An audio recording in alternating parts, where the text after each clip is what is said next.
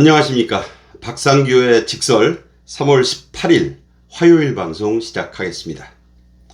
박성재 법무장관의 1차 변론이 2시간 만에 끝났습니다. 한덕수 대행의 90분 변론보다 불과 30분 긴 것이었는데, 재판장인 문영배는 민주당 변호사가 박 장관을 신문하겠다는 요청도 그건 힘들 것 같다면서 거절했습니다.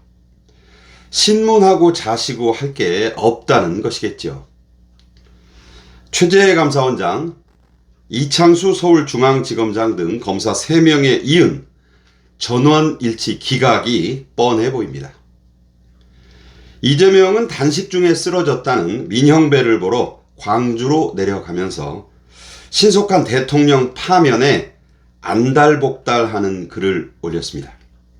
또 박찬대는 마은혁을 내일까지 임명하지 않으면 최상목 대행을 더는 묵과할 수 없다면서 참을 만큼 참았고 기다릴 만큼 기다렸다고 그야말로 난리를 쳤습니다. 저는 이재명과 박찬대가 헌재의 지금 상황을 전해 듣고 불안감이 극대화되고 있으며, 어떻게든 마은혁을 임명하지 않으면 윤 대통령 파면에 필요한 재판관 6명을 채울 수 없다고 판단했기 때문이라고 이런 행동을 해석하고 있습니다. 특히 저는 박찬대가 헌재 선고기일을 이번 주 안에 잡는다 해도 그 결과를 전혀 장담할 수 없다는 위기감을 최상목 대행에 대한 과도한 압박으로 드러낸 것이다, 사실상 고백한 것이라고 풀이하고 있습니다. 왜냐하면요, 최 대행에게 마은혁 임명을 강제할 방법은 전혀 없어요. 또 최 대행 탄핵은 실제로 쓸 수 없는, 썼다가는 오히려 민주당도 치명상을 입을 수 있는 양날의 칼 같은 카드라는 것을 이재명도 박찬대도 잘 알고 있기 때문입니다.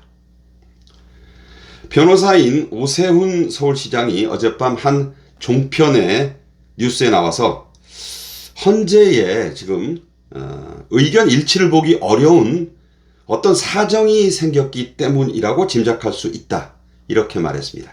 그러면서 헌재 재판관들의 정치적 성향으로 보나, 늦어지는 걸로 보나 기각 쪽 2분, 각하 쪽 1분 정도 계시지 않겠느냐고 말했습니다.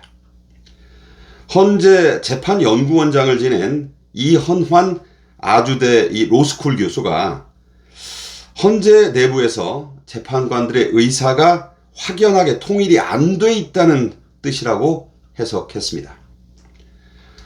금준의 선고 가능성은 낮아지고 있고, 설사 한다고 하더라도 이 상태로 가면 기각이나 각하 의견이 최소한 3명은 나올 수 있다라고 보고 있다는 그런 뜻입니다.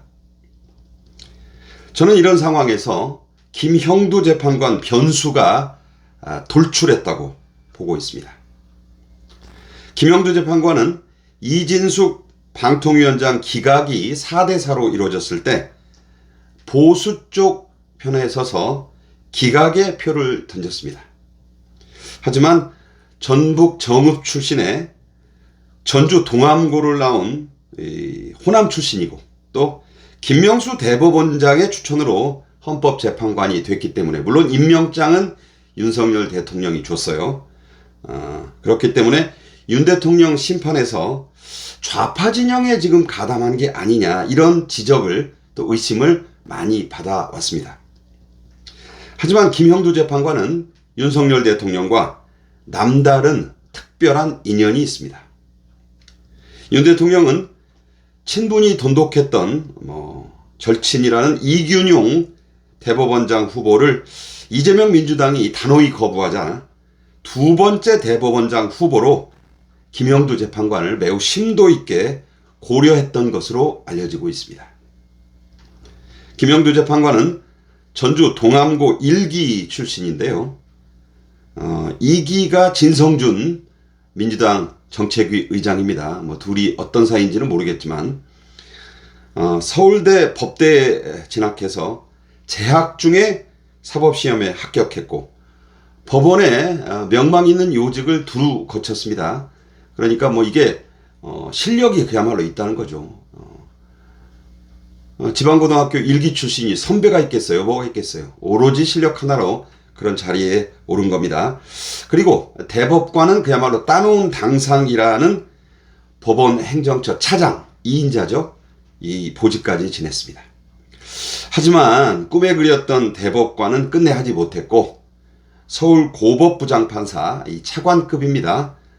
그 직을 마지막으로 법원을 나왔습니다. 호남 출신이지만 중도 성향으로 평가받아서 헌재재판관 인사청문회를 무난히 통과했습니다. 윤 대통령도 이런 점을 두루 사서 두 번째 대법원장 후보로 김영두 재판관을 임명하려고 심도 있게 고려했다는 그런 얘기입니다. 그러나 결국 대법원장 자리 아시다시피 중도 성향이고 경북 경주 출신의 대구 경북고등학교 TK죠. 그 핵심 고등학교를 나온 조희대 대법원장에게 돌아갔습니다. 전라도 신생고등학교 1회 졸업생 출신으로 오직 실력 하나만으로 모든 판사의 꿈이라는 이 대법관 또 대법원장에 오르려던 김영두 판사의 꿈은 일단은 접힌 그런 셈이었죠. 그래서 김영두 재판관의 이 남은 소망이라면 이제 헌재 소장밖에 없다. 이런 게 바로 그를 아는 여러 법조인들의 공통된 지적이기도 합니다. 헌재 소장은 대통령이 지명을 합니다. 윤 대통령이 복귀하면 문영배가 맡고 있는 이 헌재 소장 대행 자리는 윤석열 대통령이 정식으로 그 후임자를 지명할 수가 있습니다. 그 시한도요 4월 18일 얼마 남지 않았습니다.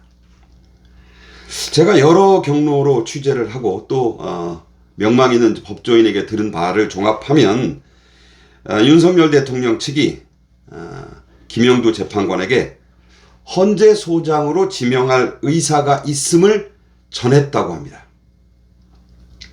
윤 대통령이 복귀하면 문형배와 이미선이 맡고 있는 재판관 두 자리는 대통령 몫으로 임명이 됩니다.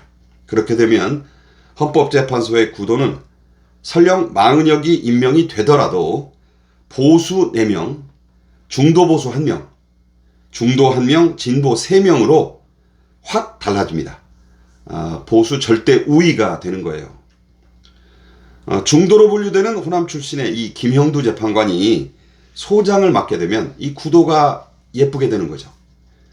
보수 재판관 5명에 윤 대통령이 임명하는 호남 출신의 소장, 이렇게 6명이 헌재를 장악하는 매우 바람직한 구도가 나오게 되는 겁니다.